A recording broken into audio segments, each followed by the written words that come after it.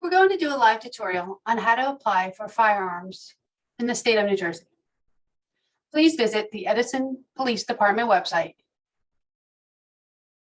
at www.edisonpolice.org to apply for firearms here in Edison Township.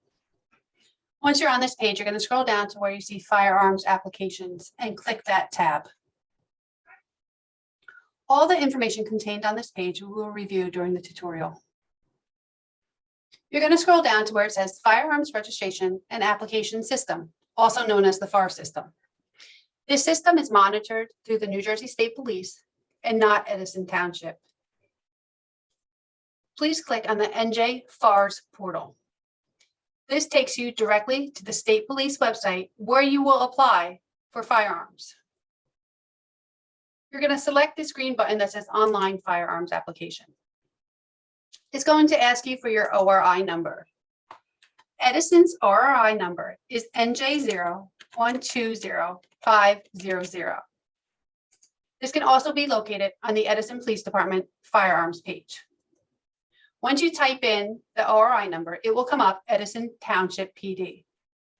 If you enter the wrong ORI number, your application will be withdrawn and you will have to reapply in the FAR system. We cannot make changes, nor can the state police, if you enter the wrong ORI number. Please then hit the continue button. This page now shows what you can apply for.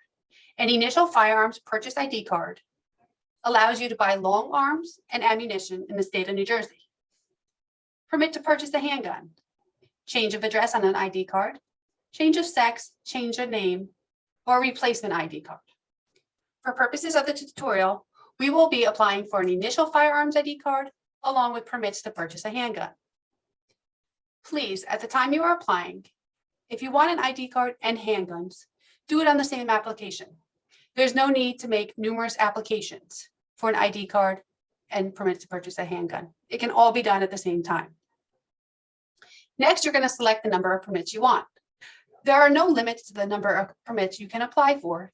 However, please be mindful that in the state of New Jersey, you can only purchase one handgun every 30 days for a total of 180 days. The permits are good for 90 days. However, if they are not used, they will be renewed for another 90 days. We're going to put 2. So here we are applying for 2 permits. Are you a police officer for a federal, state, or local law enforcement agency? That is going to be up to you to answer yes or no. Have you been fingerprinted for firearms in the state of New Jersey before? If we're applying for a firearm for the first time, then this answer is going to be no. Although you may have been fingerprinted for job employment or other reasons in the past, pay attention that this is for firearms. It's a separate kind of fingerprinting that is required. The next yellow box then speaks about the permit to purchase handguns, how you can only buy one every 30 days. Do you wish to apply for multiple handgun purchase exemption? No, this really only applies to gun collectors. You then need to check off the box that you intend to use these permits to purchase one handgun every 30 days. Please click continue. Next, you're going to fill out this box just as your name appears on your driver's license. If you fill out your name incorrectly, we cannot make changes to it, and you will have to again reapply. Please make sure before completing and sending this final application that all your information is correct. You're going to do your name, your middle initial, your last name, your suffix if you have one, and a maiden name if you have one also. Please select your sex, your race, enter your height and current weight, your hair color from the drop-down menu, your eye color from the drop-down menu. If you have any distinct physical characteristics, scars, marks, or tattoos. Your date of birth. Have you been known by any other names other than the one above? This is if you have any aliases. Your place of birth. the state you were born in, the city you were born in. You're then going to hit continue. You then need to enter your social security number. Do you have a driver's license number? And the state in which your driver's license belongs to. Is the address in the driver's license the same as your residential address? Yes. Are you a U.S. citizen? If you select no, you are not a U.S. citizen, you will need to supply your alien registration number, your country of citizenship, and your employment status. Again, then you're going to select continue.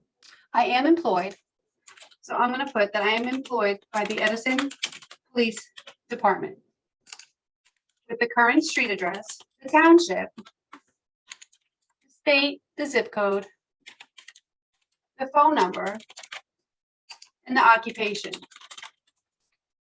If you are retired, you can just select retired and it will not give you the employer's information. Please then select continue. You need to put your street address. This is where you reside. Please make sure you select the right county where you reside, which, since you should be only Edison residents applying for Edison, it should be Middlesex County, and you should have an Edison address. Have you lived at any other addresses in the past year? If you select yes, you have lived, you're going to have to list each address where you previously resided, along with the dates to and from. Your contact phone number and an email address for you.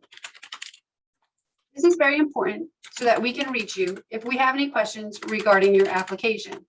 Please make sure your email address is an email address that you regularly check, and the same goes for a phone number. You're again going to hit continue. The next questions all must be answered accurately. Have you ever been convicted of any domestic violence offenses in your jurisdiction, which involve the elements of striking, kicking, shoving, purposely or attempting to, or knowingly causing bodily injury, or negligently causing bodily injury to another with a deadly weapon? You're going to read every question and answer it to the best of your knowledge. When you have all the answers completed, you're then going to hit continue. Next, you need to supply us with 2 references. We ask that these references not be family members. You need their name, address, phone number, and very importantly, their email address. We recommend that you get this information prior to filling out the application, so you have it at the time you're filling the information out. Once you have all the information entered, please review it. We are able here at Edison to make changes to your reference information. If you need to make a change after you submit your application, you can email us with the name, the address, the phone number, and the email for the references you would like to make alterations to. Please then hit continue. As you can see, there's an error up here, so it will not allow the application to go through. You must correct the error so the email addresses match.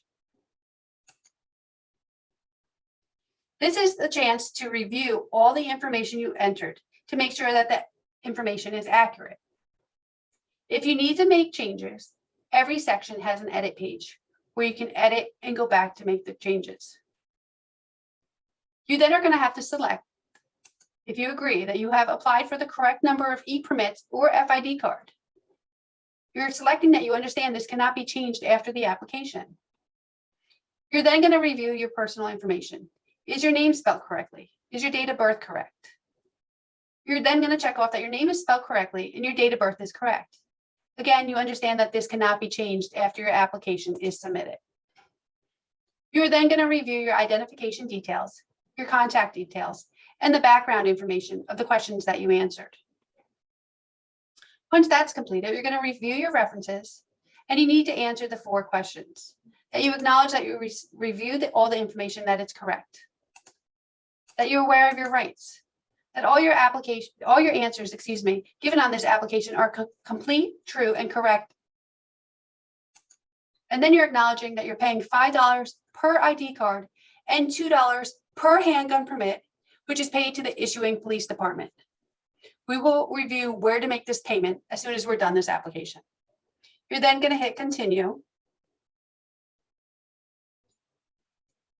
This is going to tell you that you need to go get fingerprinted. When you go back to the Edison Police website, which we will in a minute, we have a direct link to Identigo where you're going to go get fingerprinted. Here is your transaction details. The important thing on this page is your confirmation number. Your confirmation number is what you need not only to make your payment, but to get fingerprinted. On the bottom, you can either print your application or you can print your confirmation. We recommend that you either take a screenshot of this page or you print it out, because again, you're going to need this confirmation number at a later date. On the Edison Police Department website, you'll see this titled Fingerprints. This is where you're going to go to make your fingerprint appointment. It will give you all the information you need. Once you do that, you have to make payment here for the Edison Police Department fees. These fees are mandatory by the state of New Jersey. They are not payable to the New Jersey Police, State Police. You have to make them separately from your application payment. So after you do your FARS application, you're going to come down to payment required. Your application will not be completed by Edison Police Department until this payment is made. You're going to click on the green link that says make payment here. It's going to take you to our secure payment site. You're going to click start payment and you're going to fill out all the fields. You're going to need that confirmation number from your FARS application. And then you're going to have to select handgun permit and if you apply for an ID card. You need to know how many permits you applied for in your application. You're then going to enter them here and you're going to select make your payment. If you only applied for 2 permits, you cannot then enter 3 and think that you can add a permit to an application. That's not how this works. You need to only pay for what you applied for in that application. We are now going to end this tutorial and we will discuss questions and answers through the live Zoom.